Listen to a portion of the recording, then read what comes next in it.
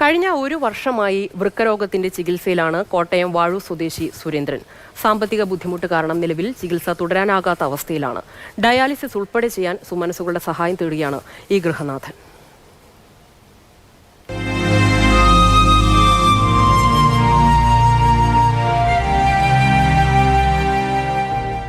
വാഴൂർ തീർത്ഥപാദാപുരത്ത് വാടകയ്ക്ക് താമസിക്കുന്ന സുരേന്ദ്രൻ KS ആണ് ഒരു വർഷത്തോളമായി വൃക്കരോഗത്താൽ വലയുന്നത്.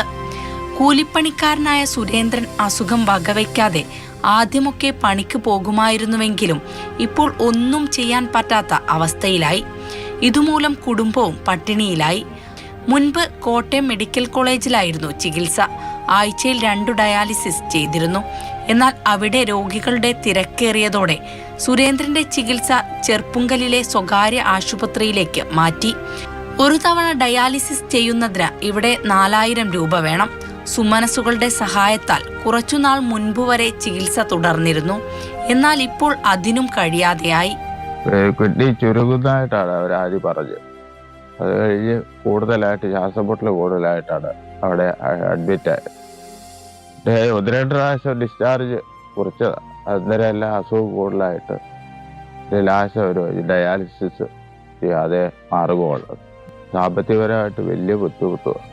രോഗിയായ സുരേന്ദ്രനെ വീട്ടിൽ തനിച്ചാക്കി ജോലിക്ക് പോകാൻ പറ്റാത്തതിനാൽ ഭാര്യ സുനിതയ്ക്കും വരുമാന മാർഗങ്ങളൊന്നുമില്ല. ആകെ ബുദ്ധിമുട്ടും കാര്യങ്ങളാണ്. പിള്ളേരുടെ പഠിത്തവും വീട്ടിലെ കാര്യങ്ങളും. ഇപ്പം ഞാൻ ജോലിക്കൊന്നും പോകുന്നില്ല. നാട്ടുകാരുടെ മറ്റ് സഹായം കൊണ്ടാണ് ഞങ്ങൾ മുന്നോട്ട് പോകുന്നത്. ഇനിയും സഹായിക്കാൻ വേറെ ആരും ഇല്ല. താമസിക്കുന്ന വീടിന്റെ വാടക കൊടുത്തിട്ട് മാസങ്ങളായി.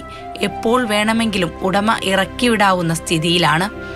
ചികിത്സ തുടരാൻ സുമനസുകൾ ആരെങ്കിലും എത്തുമെന്ന പ്രതീക്ഷയിലാണ് ഈ കുടുംബം. മാതൃഭൂമി ന്യൂസ്, കോട്ടയം.